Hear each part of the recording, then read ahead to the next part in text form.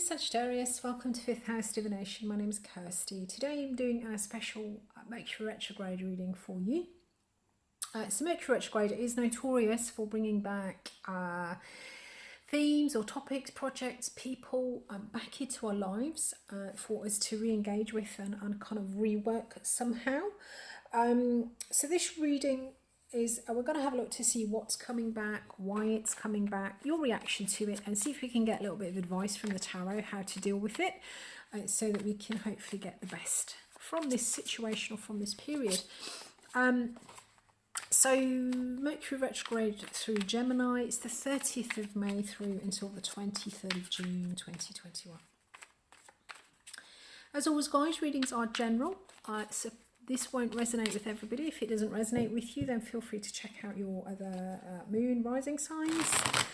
And if you have missed any of your readings, I do upload 6 every month to the channel for each of the signs. 4 of them are particular to that month, and 2 are timeless messages from our guides. One's on love, one's on general stuff, whatever it is they want to talk about. I will be putting your Sagittarius playlist at the end of the reading on the screen, so you'll be able to catch up with anything that you may have missed there.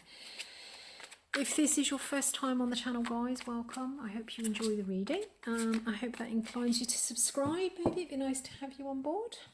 So, Sagittarius, what is Mercury retrograde bringing back for you? Page of Pentacles, okay. Your reaction is the Wheel of Fortune. So this is some sort of up-leveling coming through for you. Tarot's advice is the Devil. Page of Pentacles is clarified by the Three of Pentacles. The Wheel of Fortune is clarified by the Empress. The Four of Wands is the Devil's clarified by the Four of Wands. So how this is bringing it into you is the Hanged Man. Why is he upside down? Okay, I don't put upside down cards in my deck, so I'm going to take that as it is. See what he's going to say. And the underlying energy is the Star. Okay. Things are all a bit candid. Here we go. Right. So what's coming back through then is we've got this Hanged Man. It's really throwing me because he's upside down. The Hanged Man. Oh, I need to look at him the other way around. I don't generally tend to read reverse cards. But the Hanged Man talks about retreating so that you can sort of see something from a different point of view. He hangs himself by the fur so he can sort of see the world in a different way. There is a level of enlightenment when you look at things from a different perspective. The Hanged Man for me is also Piscean energy, so it could be, you may be dealing with a Pisces of some description. The Hanged Man, it also talks about externally, it talks about things being sort of static or not moving forward. On the outside, it looks as if nothing's moving forward because there is all of this kind of work going on internally, this change in perspective, this change in how you see things. But externally, it looks as if there's nothing moving forward. So I think what's coming in, I think what Tarot is saying is that this, when I saw this way, I just saw as kind of stalemate.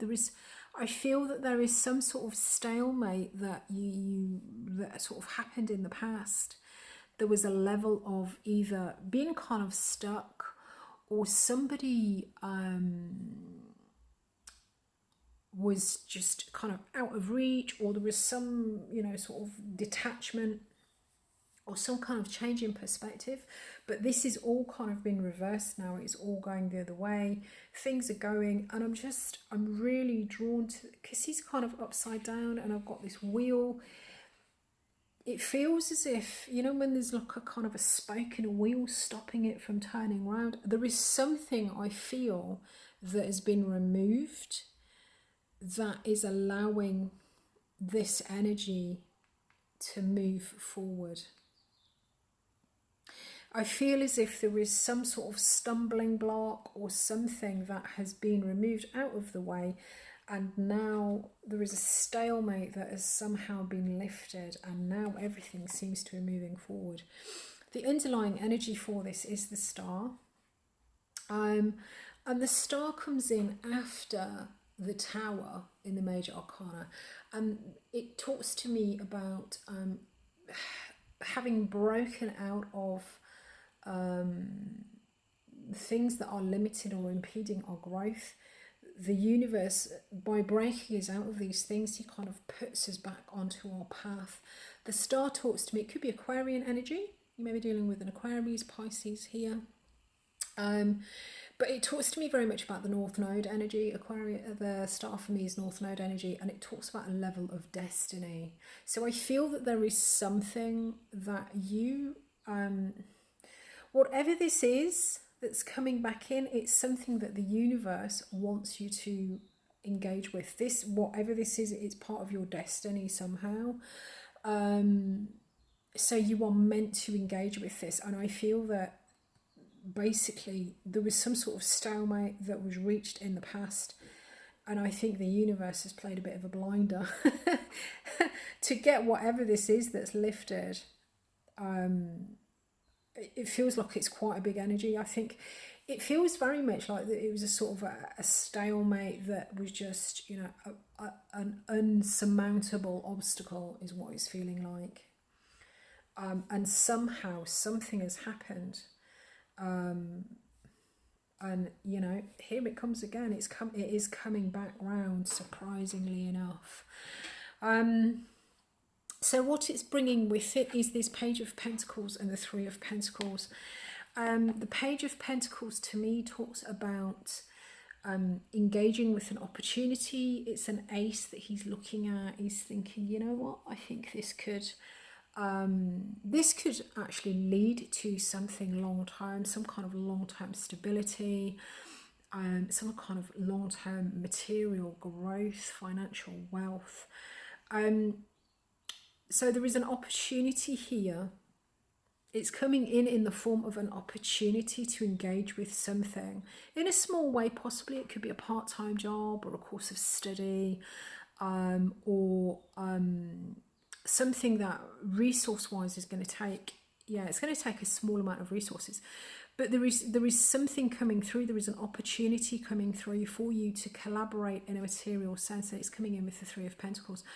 So it's coming in as a collaboration of some description. There is an opportunity to build long-term material growth. This is something, as I say, probably you've not got a lot of experience with, but there is a real opportunity for collaboration here. And you see this is beautiful. We've got the Wheel of Fortune and we've got the Empress. So the Wheel of Fortune talks about a new chapter. It is, again, it's major arcana. So it talks about a new chapter in our life. It talks about the Wheel of Fortune turning in our favour. So I feel that this probably feels like I think this is really going to surprise you. I think this is somebody somewhere has played a blinder. The universe has managed to swing something for you, and you really do sort of see this as this opportunity is an up-leveling in your life. It's a new chapter for you. And it's been clarified by the Empress. The Empress is the creativity. She is the divine feminine energy. Obviously, don't get confused with genders, but this is the divine feminine. She is the kind of the master creative energy. Can be the motherhood card. Certainly with the Wheel of Fortune and the Empress, and the suggestion of a Page of Pentacles. Sometimes this can talk about sort of pregnancy and babies and families and all that kind of thing. But this is an opportunity for you to really create something, to create and give birth to something absolutely beautiful, whether it's another human being or it is you know, a creative project or something. So there is an opportunity here to engage with a new beginning, to collaborate. It is a real sort of, you feel your reaction is that this is an up leveling, and you're really excited about the ability of being able to create something. As I say, this is something that you're destined to experience. This is something that has been on your path. You may have got off your path somehow, or there may have been some kind of blockage that was insurmountable somehow. But something has happened and something is freed up, and everything is now sort of starting to turn, because the universe is determined that you have this in some way, shape or form. This is an experience that is meant for you. So the advice then is interesting. We've got the Devil and we've got the Four of Wands.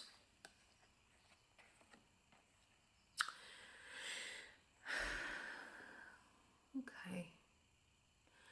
I love this Devil card. It's so cool. The Devil, you see, he's got strings, and he's sort of playing them like sort of puppets or marionettes or whatever you want to call them. The Devil energy talks about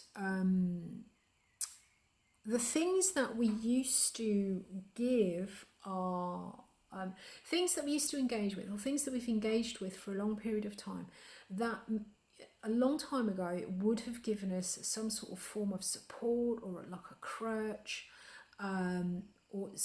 but over a period of time we become to rely on them so much that they then start exerting power over us. So the Devil energy is the things that we give our power away to. So this could be toxic people, it can be patterns of behavior, it can be substances, you know, sort of alcohol, drugs, but these are the things that hold us back, because we are under the sort of the illusion that whatever it is has power over us.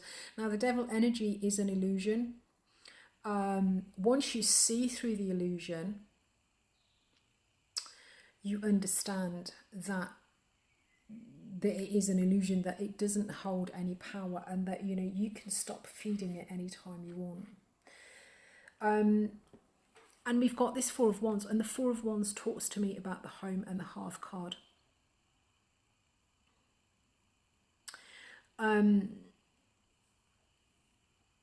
This talks about really kind of balancing your energy. With the Four of Wands, there is a sort of a self-sustaining element with this.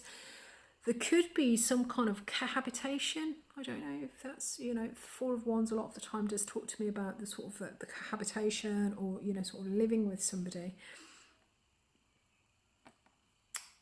But with this Devil energy, it can talk about the things, as I say, that we give our power to. It also talks about, in the Marseille deck, the Devil talks about, you know, sort of just being completely naked in front of somebody, or just showing everything, you know, really kind of putting ourselves into it, showing ourselves warts and all, as the expression goes. So I think there could be some level of coming to terms with the patterns or behaviours or substances, you know, kind of where we give our power away, what we give our power away to, understanding that, and kind of creating our own energy, our own sort of balance and foundation. So just be careful, I think, is what's coming through, of, you know, understand what it is that's motivating you, understand where you give your power away. This, if this is coming through as the advice, this may be part of what, you know, what happened in the past. This is definitely sort of talking about, there's some kind of caution here about seeing through the illusions, seeing through, you know, and understanding where you give your power and what you draw your power from, what you are using as an energetic base, what is in your foundation. So Sagittarius, I'm going to leave that there for you. If you did get something from the reading, please don't forget to click the like button. helps the channel, helps me understand what I'm uploading is relevant for you. If you have missed any of your readings, you'll find your playlist should be popping up just about now. Thank you ever so much for watching today. It's been a real pleasure doing this for you. Look forward to connecting with you again soon. Cheers, guys.